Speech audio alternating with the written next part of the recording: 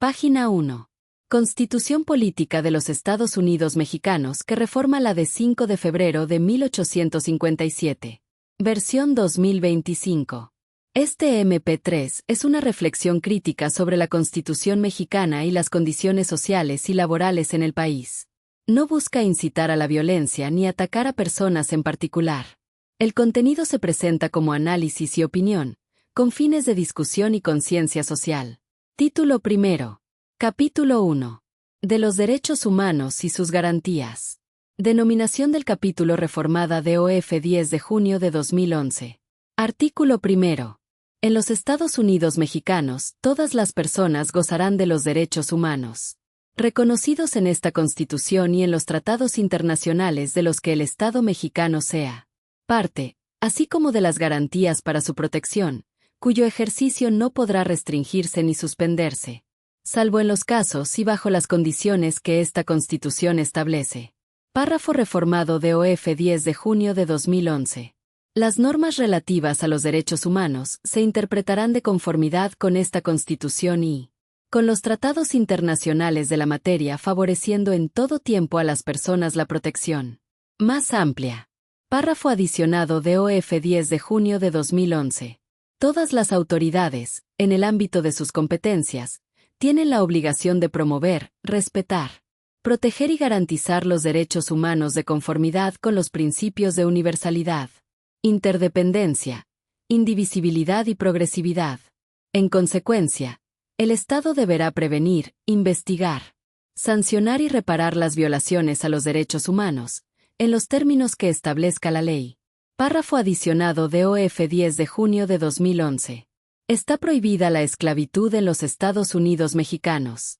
Los esclavos del extranjero que entren al territorio nacional alcanzarán, por este solo hecho, su libertad y la protección de las leyes. Queda prohibida toda discriminación motivada por origen étnico o nacional, el género, la edad, las discapacidades, la condición social, las condiciones de salud, la religión, las opiniones, las preferencias sexuales, el estado civil o cualquier otra que atente contra la dignidad humana y tenga por objeto anular o menoscabar los derechos y libertades de las personas. Párrafo reformado de OF 4 de diciembre de 2006, 10 de junio de 2011. Artículo reformado de OF 14 de agosto de 2001. ¿Cuál fue el cambio o reforma? Antes de 2011. Las garantías individuales. Imagina la Constitución como un viejo edificio porfiriano, sólido, rígido, con puertas pesadas de hierro. En su capítulo 1 se leía, de las garantías individuales. El artículo 1 decía que todo individuo gozará de las garantías que otorga esta Constitución. Era un lenguaje cerrado, nacionalista, que concebía los derechos como concesiones del Estado. El ciudadano no tenía derechos universales. Tenía garantías que el Estado le otorgaba y que podían suspenderse en casos excepcionales. 2011. La Gran Reforma. El 10 de junio de 2011, el edificio se remodeló. El título cambió a de los derechos humanos y sus garantías. El artículo 1 se reescribió. Ahora todas las personas gozarían de derechos humanos reconocidos en la Constitución y en los tratados internacionales. Ya no eran concesiones, sino reconocimientos universales. Además, se introdujo la obligación activa del Estado, promover, respetar, proteger y garantizar esos derechos, bajo principios como universalidad, interdependencia, indivisibilidad y progresividad. La narrativa del cambio. Antes, el Estado era el dueño de las llaves, abría o cerraba las puertas de las garantías. Después, se proclamó que las puertas ya estaban abiertas para todos, porque los derechos no venían del Estado, sino de la condición humana y de la comunidad internacional. En la práctica, el cambio fue más simbólico que real. La vida cotidiana del ciudadano no se transformó de inmediato, pero el discurso jurídico se alineó con el lenguaje global de los derechos humanos. En términos narrativos, el viejo capítulo era un manual de permisos. El nuevo capítulo es un manifiesto de dignidad universal. Pero ambos siguen siendo, en el fondo, palabras escritas en papel, que dependen de cómo las autoridades las interpreten y apliquen. Artículo 1. Versión previa a 2011. En los Estados Unidos mexicanos todo individuo gozará de las garantías que otorga esta Constitución, las cuales no podrán restringirse ni suspenderse, sino en los casos y con las condiciones que ella misma establece. Está prohibida la esclavitud en los Estados Unidos mexicanos. Los esclavos del extranjero que entren al territorio nacional alcanzarán, por este solo hecho, su libertad y la protección de las leyes. Notas clave. El capítulo 1 se llamaba de las garantías individuales. El texto hablaba de individuos y de garantías, no de personas ni de derechos humanos. La referencia a la prohibición de la esclavitud estaba explícita en el mismo artículo, como parte de las garantías básicas. El Estado aparecía como el otorgante de esas garantías, no como un garante universal de derechos. Este era el marco previo, un lenguaje más cerrado, nacionalista y centrado en la idea de que los derechos eran concesiones constitucionales. La reforma de 2011 transformó este artículo en un puente hacia el derecho internacional y la noción de derechos humanos universales. ¿Cómo era antes de 2001 el siguiente párrafo? Está prohibida la esclavitud en los Estados Unidos mexicanos. Los esclavos del extranjero que entren al territorio nacional alcanzarán, por este solo hecho, su libertad y la protección de las leyes. Queda prohibida toda discriminación motivada por origen étnico o nacional, el género, la edad, las discapacidades, la condición social, las condiciones de salud, la religión, las opiniones, las preferencias sexuales, el estado civil o cualquier otra que atente contra la dignidad humana y tenga por objeto anular o menoscabar los derechos y libertades de las personas. El artículo 1 hablaba únicamente de las garantías que otorga esta Constitución y de la prohibición de la esclavitud. No había un párrafo específico que prohibiera la discriminación. El lenguaje era más limitado, se reconocían las garantías individuales, pero no se mencionaban expresamente las causas de discriminación ni la obligación del Estado de combatirlas. Reforma de 2001. El 14 de agosto de 2001, se añadió por primera vez un párrafo que prohibía la discriminación. En esa versión inicial, la redacción era más breve. Se establecía que queda prohibida toda discriminación motivada por origen étnico o nacional, género, edad, condición social, condiciones de salud, religión, opiniones, preferencias, estado civil o cualquier otra que atente contra la dignidad humana.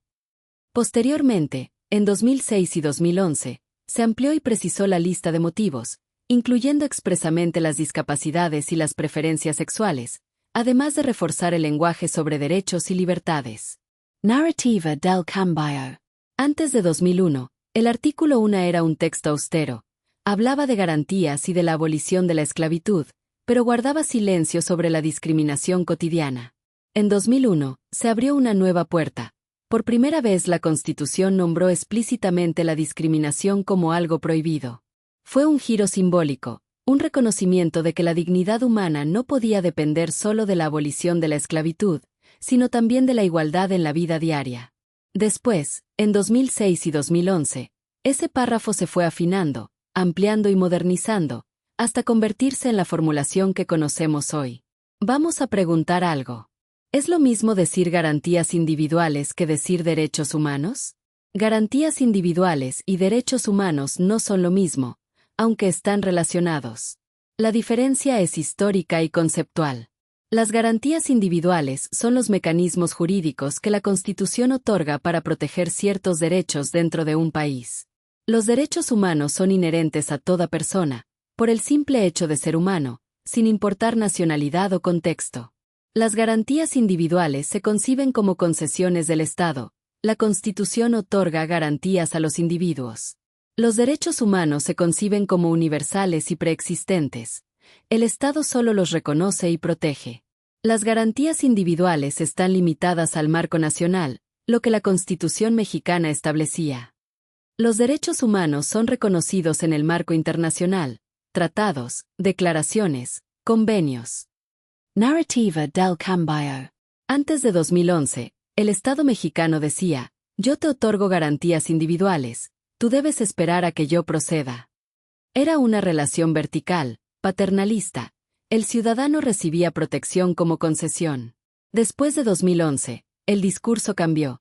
Tú ya tienes derechos humanos, porque eres persona. Yo, Estado, estoy obligado a reconocerlos y garantizarlos. Es un giro hacia la universalidad y hacia la vinculación con tratados internacionales. En resumen, las garantías individuales son instrumentos jurídicos nacionales. Los derechos humanos son principios universales, anteriores y superiores al Estado. TB declara. Todo eso está muy lindo, pero seguido escuchamos que siguen violándose los derechos humanos. Y quienes los violan son los que deben salvaguardar la integridad de la nación, la seguridad del pueblo. UGAI declara. Esa es la gran ironía. El Estado se viste de guardián de los derechos humanos, pero muchas veces es el mismo que los viola. La contradicción estructural. El discurso oficial. La Constitución dice que todas las autoridades deben promover, respetar, proteger y garantizar los derechos humanos. La práctica cotidiana. Son policías, militares, funcionarios y jueces, los supuestos protectores, quienes incurren en abusos, detenciones arbitrarias, tortura, desapariciones, discriminación, exoneración de delincuentes. El doble papel, el Estado es juez y parte. Se proclama garante de la dignidad, pero actúa como violador de esa misma dignidad. Narrativa crítica. Imagina un teatro. En el escenario, el Estado aparece con toga solemne, proclamando derechos universales. Tras bambalinas, el mismo Estado ordena operativos, encubre desapariciones, reprime protestas, elimina delitos, protegen a los ricos. El público, el pueblo, escucha el discurso y aplaude, pero sabe que la obra es una farsa, las palabras no coinciden con la realidad. Una crítica descarnada sería la siguiente. ¿Derechos humanos? Es otro mito. El Estado los proclama para tranquilizarte, pero no puede dártelos porque no los tiene, no se pueden dar derechos humanos a nadie. La libertad no se otorga, la dignidad no se garantiza. Todo eso es palabrería. Y quienes repiten el mantra son los mismos que te encadenan. En resumen, la Constitución mexicana, con su reforma de 2011, elevó el lenguaje a nivel universal. Pero la contradicción persiste. Los guardianes de la nación son también los verdugos de sus derechos. Comentarios de expertos. Eduardo Daniel Bosques Pérez, 2023. Señala que el artículo 1 obliga a abandonar una visión meramente formalista del derecho. Ya no basta con leer la norma literalmente. Ahora debe interpretarse en clave de derechos humanos y tratados internacionales.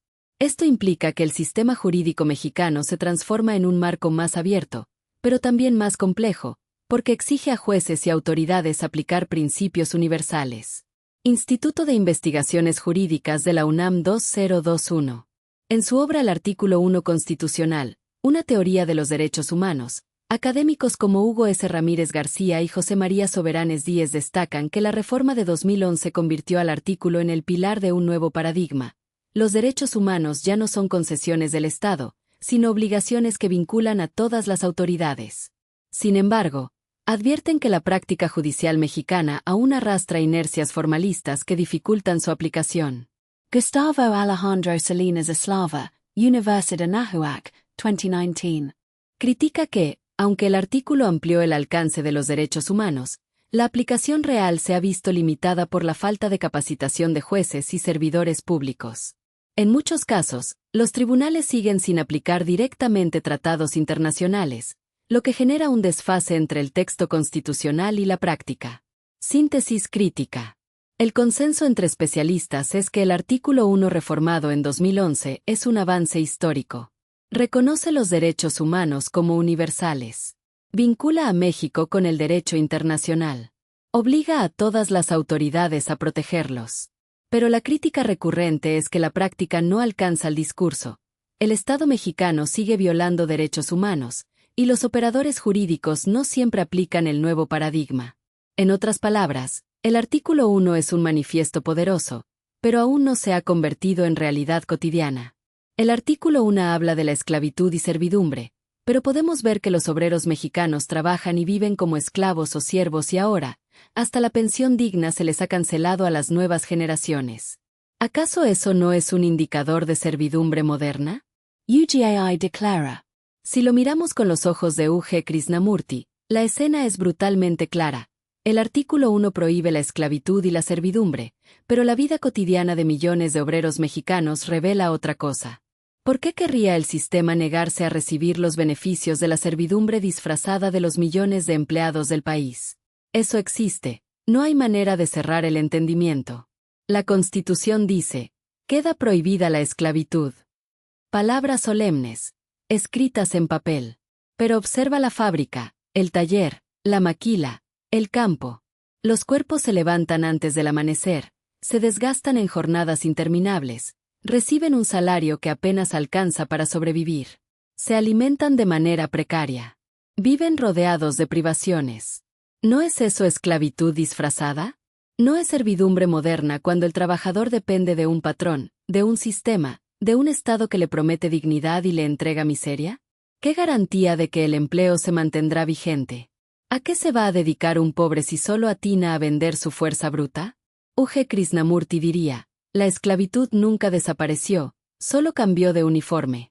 Ya no hay cadenas de hierro, hay contratos laborales. Ya no hay látigos, hay relojes checadores. Ya no hay haciendas, hay corporaciones. El obrero no es libre, está atrapado en la necesidad de comer, de pagar renta, de sostener una familia, vive tremendamente alienado. Esa necesidad o dependencia del empleo es la verdadera cadena. Y ahora, incluso la promesa de una pensión digna se desvanece. Las nuevas generaciones trabajan sabiendo que al final no habrá descanso, solo más precariedad. ¿Qué diferencia hay entre el siervo medieval que entregaba su vida al señor feudal y el obrero moderno que entrega su vida a la empresa? Ninguna. Ambos viven bajo la ilusión de que algún día serán recompensados, pero la recompensa nunca llega. U.G. Krishnamurti lo desarmaría con su ironía. Crees que eres libre porque la Constitución lo dice. Pero tu libertad es un mito. Mientras dependas de un salario, de un patrón, de un sistema que te exprime, eres esclavo. La servidumbre moderna no necesita cadenas, necesita tu consentimiento. Y te diré algo más terrible.